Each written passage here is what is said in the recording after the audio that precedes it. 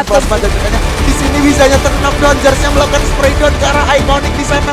Apakah masih bisa di-rev? Oh, dari Tayonya juga terlockdown di sini. Hati-hati. Wah, kita lihat dulu karena ternyata langsung diras begitu aja satu orang dan kedua itu really hard for fast instant. Dia diwakili oleh tim TG. Nice. XP ternyata. Nice, RRQ nge-shutdown EXP. Tentunya yang kita tahu secara standing posisi lagi di posisi kedua. Tapi kita lihat dulu ternyata orang Chansu berhasil tercetak satu lagi kah? Atau ternyata berhasil di skill kill kali itu.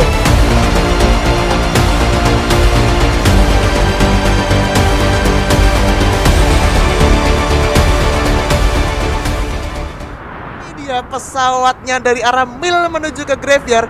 Dimana kalau kita di sini sedikit menarik, pilotnya nggak adil banget. Banyak banget di sisi atasnya tuh tipis banget.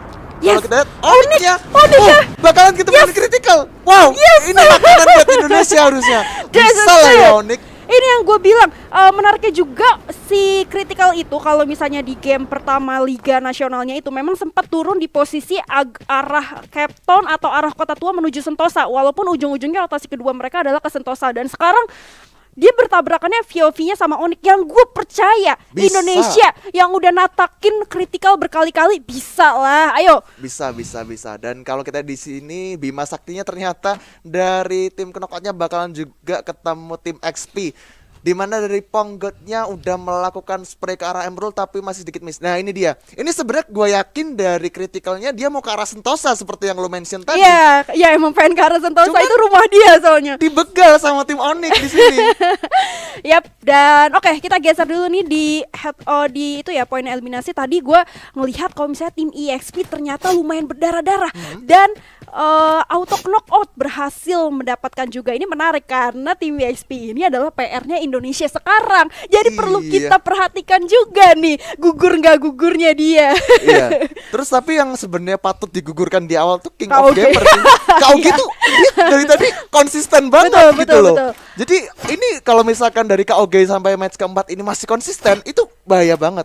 Cuman masih ada harapan sih sebenarnya untuk di 5 besarnya ya. Ya, karena tetap aja yang kita cari objektifnya dari play-ins ini adalah top 5. Jadi gue berharap RFC bisa nyusul Onyx Olympus untuk standing ada di posisi top 5 lah sampai menuju tiket grand final. Betul. Jadi ibarat kata masih di posisi 4 atau 5 itu masih aman lah ya. Cuman sebenarnya langkah lebih aman lagi sih di posisi 2 atau 3 itu lebih better sih. Ya, sini kita mumpung masih menunggu. Tadi kita sempat sedikit shout out tentang KOG ya. KOG itu sebenarnya selalu turun di posisi mill kalau nggak di Riverside. Dan kebetulan tadi di game pertama Bermudanya dia turun lagi di Riverside. Dan sekarang game keempat Bermudanya dia turun lagi di Riverside. Jadi masih beberapa tim-tim yang let's say udah ada di posisi atas, banyak banget yang nggak merubah skemanya, justru masih tetap dengan cara permainan mereka ketika ngomongin tentang Liga Nasionalnya gitu. Nah sebenarnya dari situ itu bisa ketahuan banget sih strateginya apabila harusnya lebih ketahuan kan. KOG seperti yang lu mention turun di Riverside. Coba kalau misalkan ada tim yang langsung nabrak ke situ. Bener, bahaya banget itu. Nge-shutdown KOG. Enak banget. Itu the way lu ngetatakin EVOS. Kalau di Indonesia nggak boleh ditungguin sampai late game, lu tabrak EVOS-nya gitu kan. Tapi oke, kita lihat dulu. Bener aja karena critical sekarang yang udah menerima critical damage dari Onyx tentunya. Yes, di sini kita lihat ternyata criticalnya menerima damage critical yang cukup sakit dari seorang Jars yang menggunakan MP40-nya cukup sakit. Dari Tayo dan Launya udah mulai regroup di sana. Kayaknya seorang Iconic berusaha melakukan back off dulu atau mungkin dia kabur ya untuk mengamankan placement. Kalau kita di sini dari Jarsnya udah kepantau satu, harusnya coba di spray down menggunakan Scar-nya di sana. Nice Jars. Damage yang cukup sakit tapi masih bisa decoy manja. Dari Tayonya juga udah melakukan flanking ke sisi kanan perlahan tapi pasti juga. Ini bahaya banget dimana kalau kita lihat ternyata dari Iconic-nya masih ada di belakang. Yes, tapi lu harus lihat ya tadi Jars Free Fire kena 2 orang sekaligus dan akhirnya maksa 2 orang langsung ke back off dan dalam. Nah ini EXP nih yang tadi memang lagi head on terhadap auto knock dan sempat dimenangin oleh auto knock, which is good buat Indonesia ya, karena PR Indonesia adalah membuat EXP runtuh.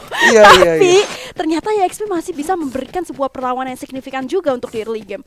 Iya tadi gua takjub banget sama Ponggod di mana dia ini menggunakan plasma dekat-dekatnya. Di sini bisanya knockdown, Jarsnya melakukan spray down ke arah Iconic di sana. Apakah masih bisa di-rev? Oh, dari Tayonya juga terlockdown di sini. Hati-hati, tersisa Lau dan juga nice, seorang Jars ini masih bisa harusnya. Onyx. Apakah? Yap, masih coba di-revive dulu, gak mau terlalu terburu-buru dari Lau dan kawan-kawan. Kita harap di sini Indonesia bisa. Dan akhirnya di sini critical elite-nya harus ditusunkan oleh Onyx Olympus. Wow, yes, what amazing game. Ini dia Indonesia, doaku terkabul. Ayo tabrakin kritikal di awal, dapat kritikal satu squad bos. Dan itu dia, nice, tentunya Onyx Olympus berhasil ngebalesin sebuah kekalahannya di game di game ketiga dengan sebuah early game yang sangat cantik untuk teman-teman dari Indonesia juga. Nah tadi kita agak sedikit move on ya, karena gue sempat lihat kalau misalnya KOG tadi dapat 3 orang dari LGDS yang harusnya early gamenya KOG sebagai top one-nya untuk secara keseluruhan itu ya, standing sementara ini betul. masih cukup kuat untuk early game juga nih.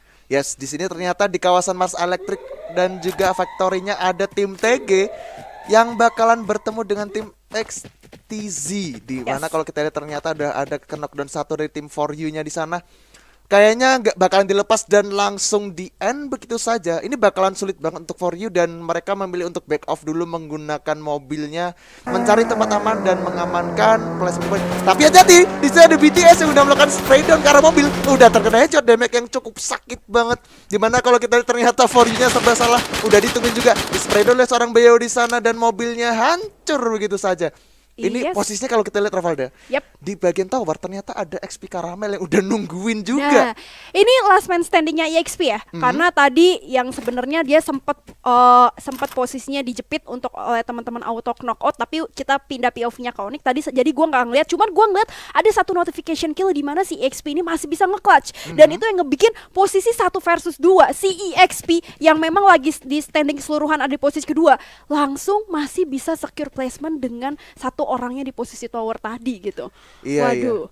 Betul. Dan kalau kita lihat di sini di kawasan ini, kalau orang Indo ini Baby bilang Argon versus Burst the Sky. Ini kalau orang Indo bilang ini apa? Batu aura. Waduh. Tapi orangnya lagi nonton, bos. iya, nggak apa-apa karena kan di sini kita pokoknya FF Indo bersatu. Betul. Yang jadi, penting ujung-ujungnya buat Indonesia iya, ya nggak sih?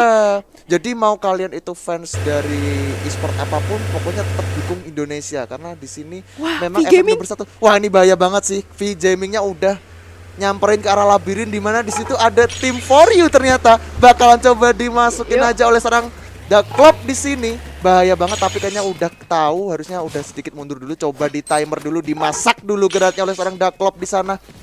Tapi masih berusaha dicari dulu posisi, kayaknya nggak ada yang menggunakan clue sih kalau gue lihat di sini. Yes, jadi belum ke spot ya. Belum Oke, spot. kita sabar dulu di sini. Kita masih melihat teman-teman Pakistan melawan Vietnam, dan gue berharap Pakistan bisa ngasih sebuah perlawanan karena kalau sampai V-Game ke shutdown enak banget buat Indonesia tentunya. Tapi kita lihat dulu karena ternyata langsung diras begitu aja satu orang kan. Dua is really hard for Pakistan yang diwakili oleh tim TG, tapi ternyata tim TG harus gugur di posisi ke-11 menyusul Critical X dari India ya tadi. Yes, bicara soal V-Gaming sebenarnya susah banget ya.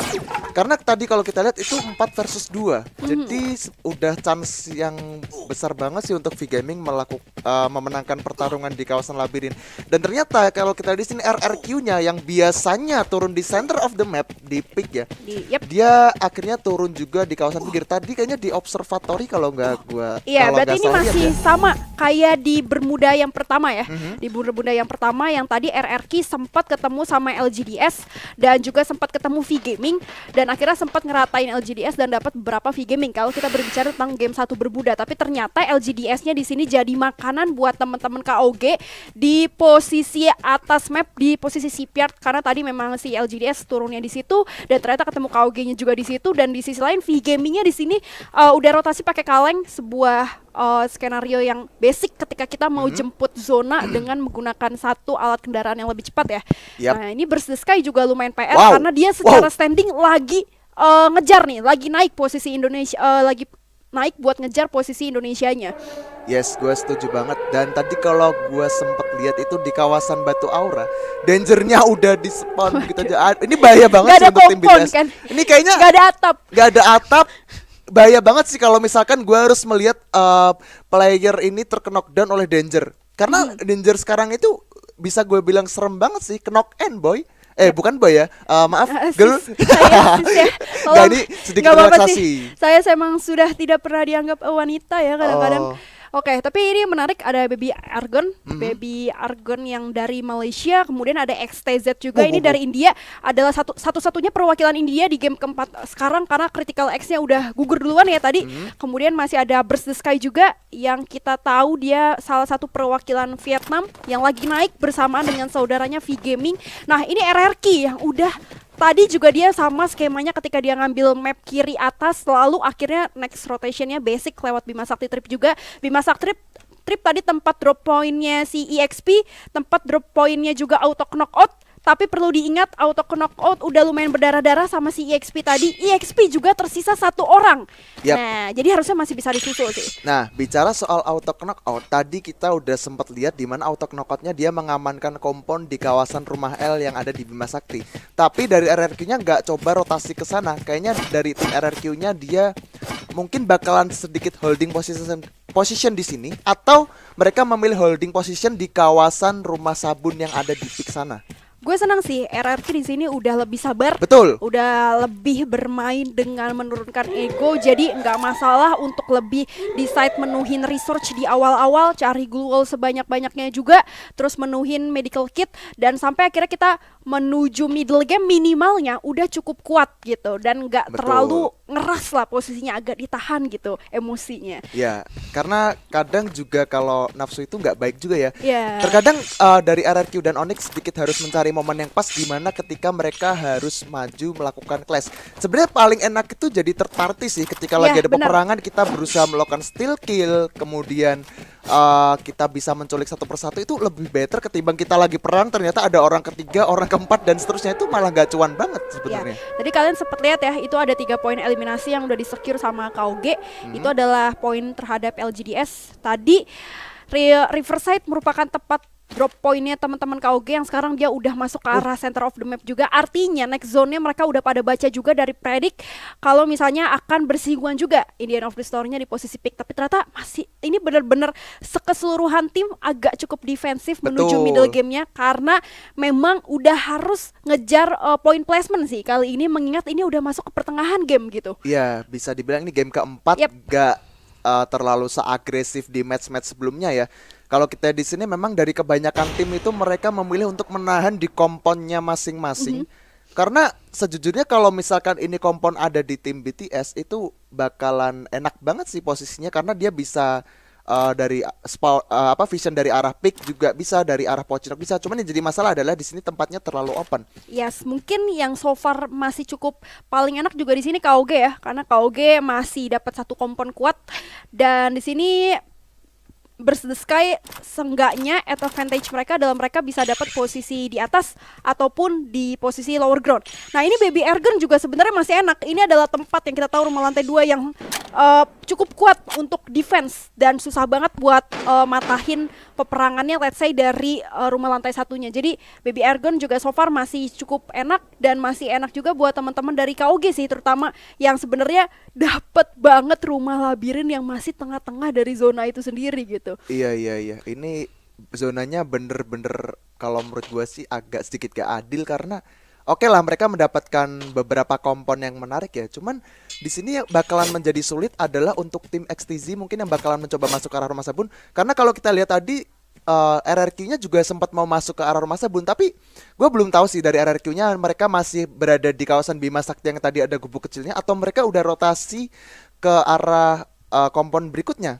Karena dari tadi kalau kita lihat ternyata lagi berfokus ke arah pick, di mana ada 3 tim, KOG, XTZ dan juga tim Argon ya. Iya, gue rasa Baby Argon sama KOG karena udah ngeluarin airdrop bakal hold position di sana sampai nunggu next zone-nya. Dan di sini tadi menariknya XTZ masih bisa pembagian spread out 2-2, di satu di rumah kecil, satunya lagi di rumah letter L. So far masih cukup enak-enak aja, dan Olympus lebih memilih sedikit menahan zona next-nya di arah Pochinok.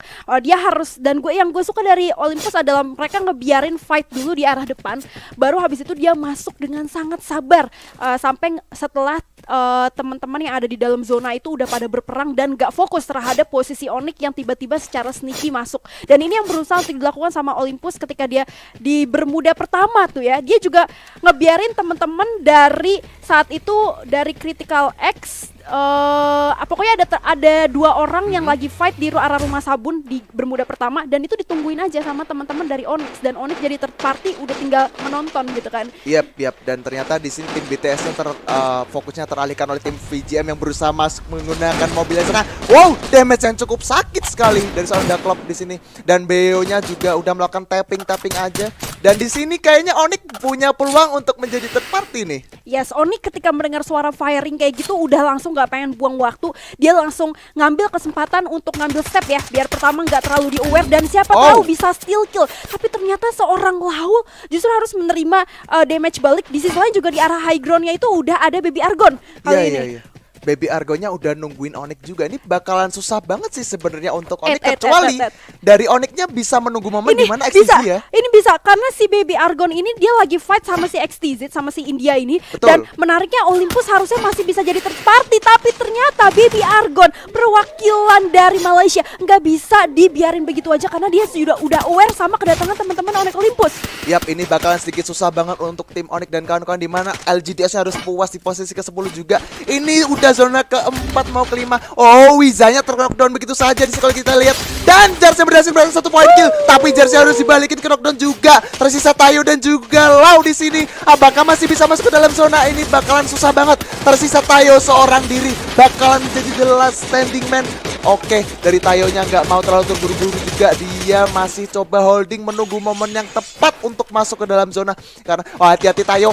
Aduh, movement yang pindah di mana? Dari sini kita lihat RRQ Champion-nya sepertinya bakalan coba melakukan spray ke arah tim nice. Tim XP ternyata. Nice, RRQ nge-shutdown EXP. Tentunya yang memang kita tahu secara standing posisi lagi di posisi kedua. Tapi kita lihat dulu karena itu seorang Chanzu berhasil memberikan 1 lagi kah, atau ternyata berhasil di steal kill kali itu.